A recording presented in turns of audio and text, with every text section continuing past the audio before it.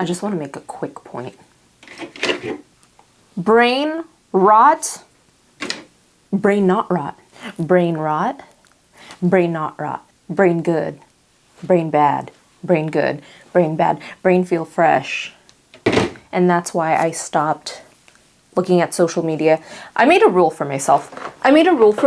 Where I would not scroll on social media, but I didn't want to stop there because I know that my brain works in a way where I have too much energy that I want to release. My goal was to not go on social media because my brain was obviously rotting. This was my moment of realization. I was lying in my bed sideways and I had my phone 6 inches away from my face and I just had so much blue light coming into my eyes. I had to train clients in the morning. I knew I had a to-do list that I wanted to tackle. I wanted to make art because I'm pursuing this art career online. I don't know what it's going to look like, but I do want a business online. I already have my business outside, but I want to expand further because I want to travel more. I want to be able to reach more people, especially through creativity.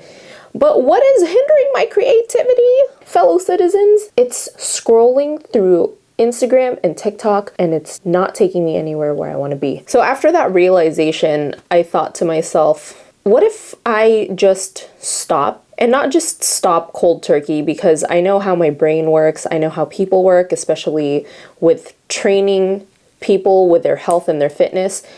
When you subtract things from their lives, they feel super deprived. It feels almost like you're trying to brute force everything in life, and that's never a good technique to achieve whatever goal you want, because it just feels like you're pulling teeth, and I never wanted to feel like things felt so difficult. And I know that it takes work to get where you want to get, but I don't believe in putting in too much effort with no result, because I don't know, I like rewarding my dopamine system, okay? My brain likes that stuff. My brain wants to feel like it's being rewarded all the time, and I think that's why I started going on social media a lot, because I wanted to knock into my brain that I'm being productive.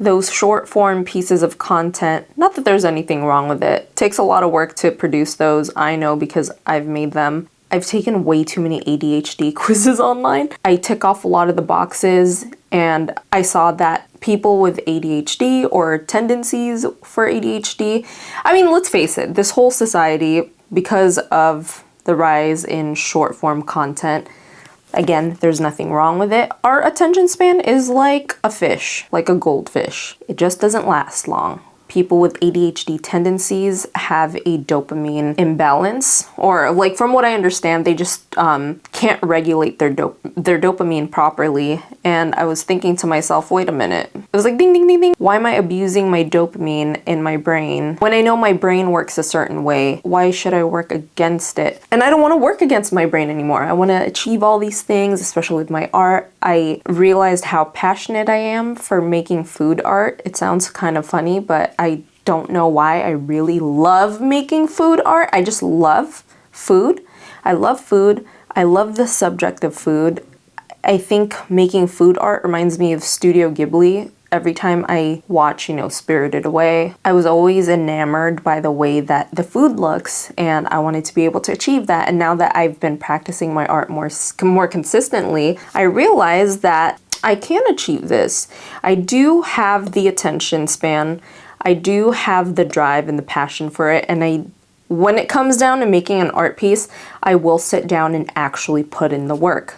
I get real nitpicky about my work, and this is the first time in my life where I feel like I'm not taking shortcuts with my art, because when I put it out there, I want to feel like I'm proud of it. My rule with quitting social media is that I make art, because I want to be able to fulfill my brain's dopamine response in a different way. Because again, if I just quit social media cold turkey, where am I going to channel all that energy to? Like, where am I going to get my dopamine? So I thought to myself, okay, why not make art? And the rule was simple. It could be a doodle, it could be a scribble, it could be any media that I choose. It could be paint pens, could be pen on paper, could be a pencil, could be a whole painting, it could be digital art. It doesn't matter.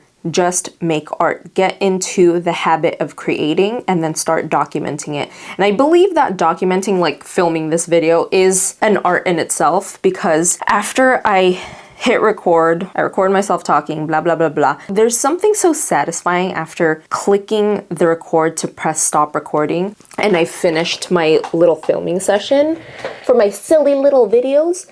I get a huge hit of dopamine.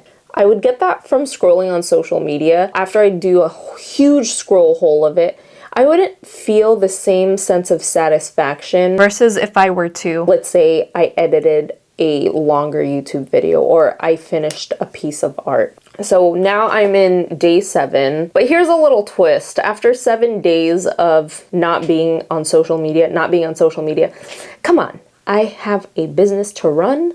I can't just quit social media, right? I would go on Instagram and TikTok when I need to post. So when I'm posting up my art process, or for instance, because I'm running my personal training business, I need to reply to people on Instagram, and that's just one of the messaging platforms that I have to run my business on. So that's the little twist in this rule. So I quit social media, but it's more of like a social media fast. It's like a cleanse. You're weaning off, let's say, something that you've been addicted to snacking on, like sugar, and you replace it with something more nutritious, more fulfilling. For me, that's making art, that's being more consistent, making longer form videos, and I feel a lot more satisfied. What I've discovered so far is that the source of a lot of my anxieties and a lot of my chronic fatigue came from the mindless scrolling. And on day 1, when I first started implementing this social media fast or this cleanse, I realized every time I'd get any downtime, let's say I'm cooking something and I have to turn my food down to a simmer, I put the lid on my pot and I have to wait and do something, usually I would scroll on my phone. And sometimes I would even find myself already on the platform, like I would be on Instagram or TikTok already, and my thumb would just be doing this, and I had no idea I was already on the app. It didn't take long for me to realize, whoa, this has become such a hardwired habit in my brain. I mean, if you've read any books on habit building or how our brains work, when we do things over and over again, it becomes so part of us. It becomes like autopilot. It's like going to work. Sometimes, like, okay, think about the time you drove to work or school or wherever you regularly frequent. Sometimes I don't even remember how I'd get to work. And that sounds dangerous. But yeah, I would be a mindful driver. I'd know where I'm going. I'm aware of the cars around me. But getting from home to work sometimes feels like a blur because you've done it so many times and it's not a thing. It's kind of like breathing and walking. You just do it because you've just done it for so long, for so many times. And I realized that's what social media was for me. It just became an extension of me, and all those frequent bursts of dopamine with the short form content really rotted my brain. It really did. I mean, I think that's a perfect term for it. It was brain rot.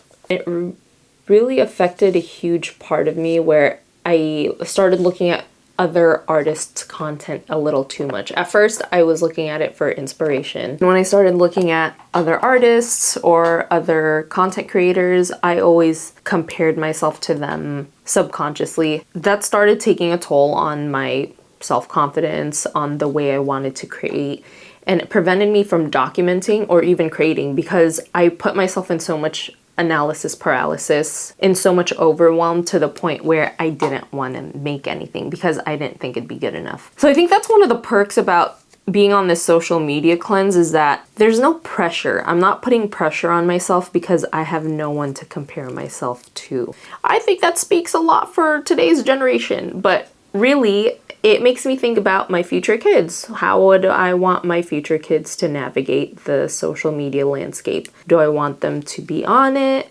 Do I want them to not be on it completely? Or do I want to give them, I want to give them agency, like self-agency to do it because they're going to be their own people. But also I want them to build the confidence and the wisdom to know, or just to discern what's healthy and what's not healthy. But parenting. is difficult, and I don't know because I'm not a parent yet. I'm parenting myself. I am the child. But here's another twist. Here's my other little caveat. I would still go on YouTube. Okay. I think YouTube is different. Yes, it's a social media. Yes, it's a place where you gather, you socialize. It's media, duh. But YouTube is more of a search engine for me. I go there to search for an answer to a question that I have. I go there to help solve a problem for myself. Let's say I'm having printing issues because I've been making stickers. This is from the piece of art that I made. Look at how cute. It's an onigiri, a salmon onigiri. If you haven't seen the short, we're talking about short form content. If you haven't seen the short form content on me creating this piece of art, or I'm going to put it up here. I'm going to put up the time lapse here. Or my drawing process. My printer was running into issues, or my cutting machine, my sticker cutting machine was running into issues, and I was like, how do I solve this? I go on YouTube because I'm a visual learner. When people say I'm a visual learner, I firmly believe almost everyone is a visual learner. It's easier to just see things being done and then you can replicate it.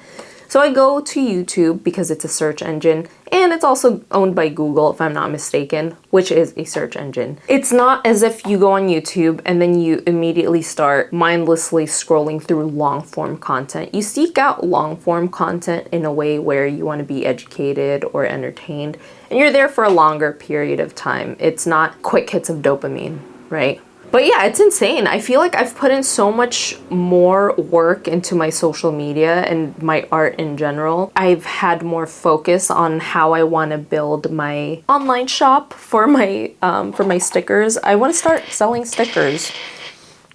I don't know, I think it'll be fun. I'm making the stickers myself, and I know very well that I want to be able to expand into a larger business online because I just want to be able to have more opportunities to grow, and I want to be able to obviously earn more money, but money is a tool that I could use to, let's say, travel more or pour into more projects that I really want to pursue. Freely give. Like, I love when we go out for dinner and I can surprise a friend with a meal, but I want to be able to do that with like a larger group of people, because it's easy with one friend, but if you do it for a family of 10 or even like a group of 20, like that would be so cool if you could easily just pay for everyone's dinner in that way. Also things that I want to pursue, like helping women and children in the Philippines, but it all starts with me getting my brain in check, and that's why I started with this whole social media cleanse. And I think it's going great so far. Yeah, there will be slip-ups where I might find myself scrolling, but I will always go to my number one rule. Every time I get a hankering or I find myself scrolling on social media, I will make a piece of art, whether it's a simple doodle on a post-it note or it's a really large piece of painting, doesn't matter. As long as I'm doing the thing I'm creating and I'm not mindlessly consuming, that's how I grow, because that's how I change as a person. And I've learned recently that in order to get the things that you want in life, in order to get the life that you want, you gotta change first, not your external environment. Got it? Change comes from within. And with that, I hope you enjoyed the artwork that was floating around in the screen here. And I'll see you next time. Okay, bye.